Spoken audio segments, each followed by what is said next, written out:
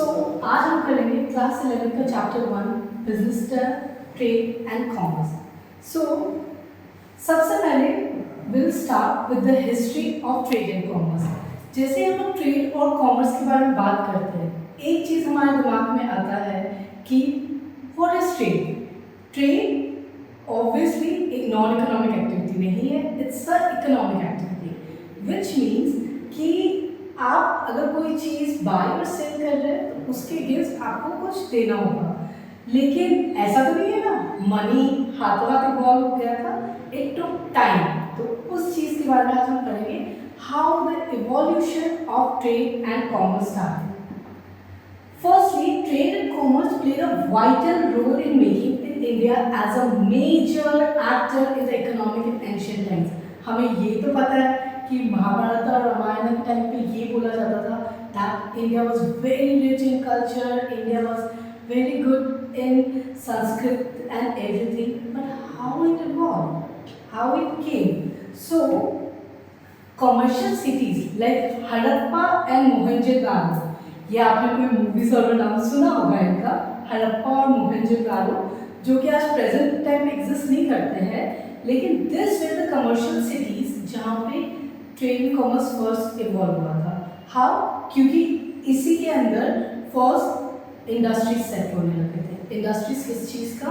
Like pottery, फिर उसके बाद में metallic coins, hundis and everything. So this civilization had established commercial connection with Mesopotamia. अब मेसोपोटामिया क्या है? हमें ये तो पता है कि लैंड एंड ट्रांसपोर्ट उस समय भी था, अब भी है। तो वो ट्रांसपोर्टेशन यूज करने के लिए बाकायदा बैलगाड़ीज और होते थे, फिर छोटे छोटे बोट्स होते थे, कार्गोज होते थे। उसके थ्रू यहाँ पे लाइक जो आज का present Iraq, Kuwait, Iran and Syria है, उसको कहा जाता था मेसोपोटामियन सिविलाइजेशन।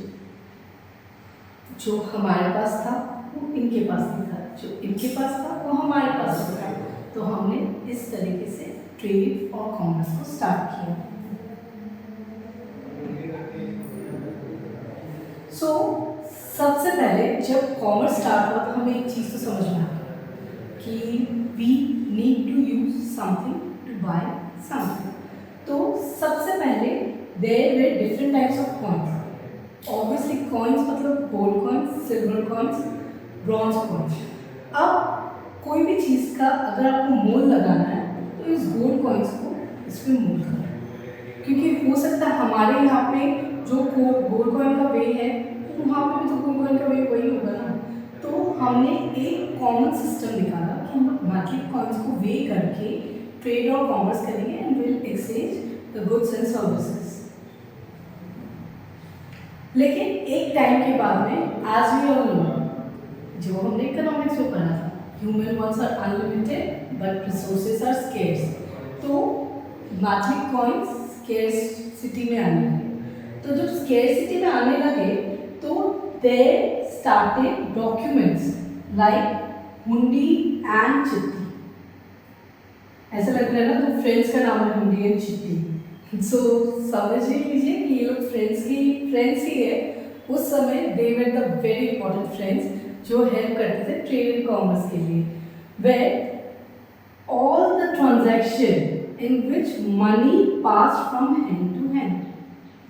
जैसा कि मैंने आपको कहा फर्स्ट में कि मैटलिक कॉइन्स स्केर्सिटी में आने लगते थे एंड कोई भी चीज़ करने के लिए हम लोग बिल्स पेएबल और बिल्स रिसीवेबल यूज़ करते थे। उस जगह में उस समय हुंडी और चिट्ठी का यूज़ होने लगा। ये लोग हैं जो हुंडी और चिट्ठी बना रहे हैं and they were governed by the ruler of that place.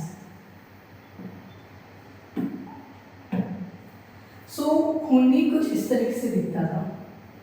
ऐसा लग रहा है ना कोई चेक है, तो समझ लीजिए वो चेक शायद इस हुंडी से ही इवॉल्व हुआ था।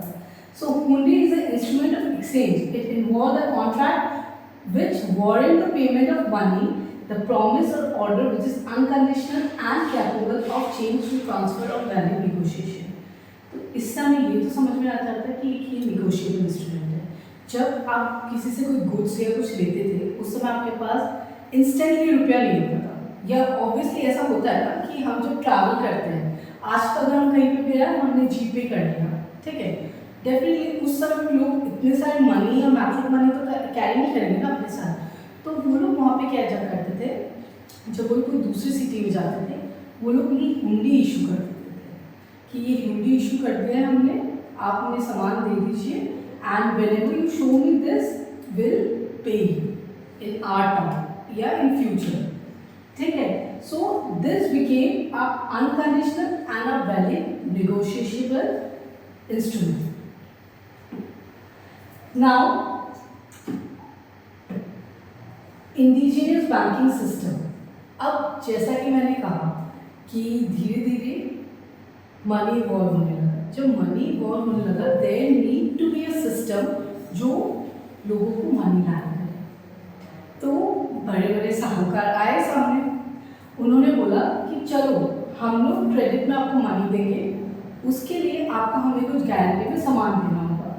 सो it became a prominent role of money and financial domestic and foreign trade. अभी मैं ये सब नहीं बोलूँगी कि वो इंडिजिनियस सिस्टम राइट था या रॉन्ग था, कुछ भी चीज़ जो राइट होता है डेफिनेटली वो एक टाइम के बाद रॉन्ग हो ही जाता है, because that is human nature.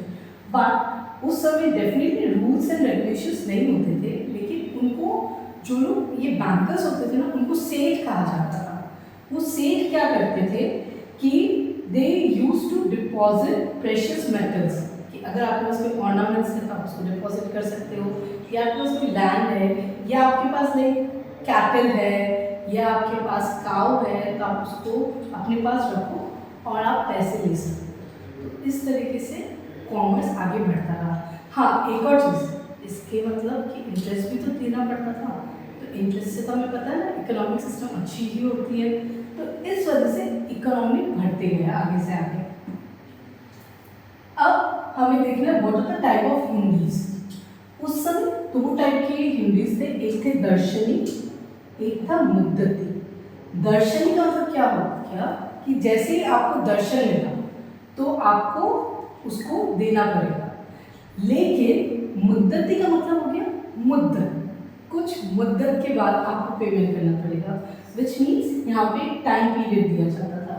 Okay, सो दर्शनी के अंदर क्या क्या था, धनी जोग, सहयोग, फिरमान जोग, ठीक है।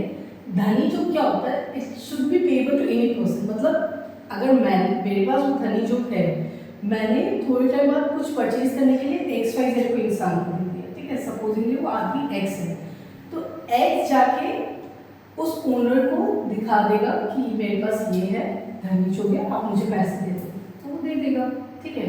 उसके बाद में ऑब्वियसली वापस से कोई ना कोई फ्लॉज आए, इस वजह से शेयर जो हो गया। अब जैसे हम लोग बोलते हैं ना cross check, it is only payable to a specific person, मतलब जिसका नाम लिखा हुआ होगा उस हुंडी में सिर्फ उसको ही दिया जाएगा, उसको बोलते हैं शेयर जो। और फिरमान जो होगा पेएबल एट ऑर्डर, कि एक जब कोई बोलेगा कि ऑर्डर है, पेमेंट करना ही पड़ेगा, ये टाइम लिमिट खत्म हो गया, तो फिरमान जो की स्टोरी आती है।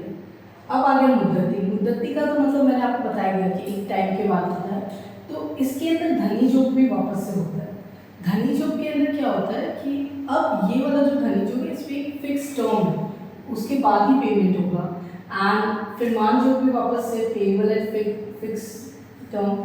जोखनी, अब आया इसमें अलग टाइप का नाम जोखनी, हम लोग बोलते हैं जोखम, जोखम मतलब रिस्क। अब किसी ने आज के टाइम में कोई इंश्योरेंस हो गया, ठीक है, अगर कोई भी डिस्पैच गुड्स के अगेंस्ट, कोई गुड्स लॉस्ट हो सकता है इन ट्रांसपोर्ट, तो अगर मैं बोलती हूँ मैं जोखिम उठाने को रेडी हूँ आपके गुड्स के लिए, पर उसके लिए आपको मुझे कुछ एक्स्ट्रा पेमेंट करना होगा, तो वो जो एक्स्ट्रा पेमेंट होता था that used to be in the way of जोखमी, जो आज के टाइम में हम इंश्योरेंस बोलते हैं।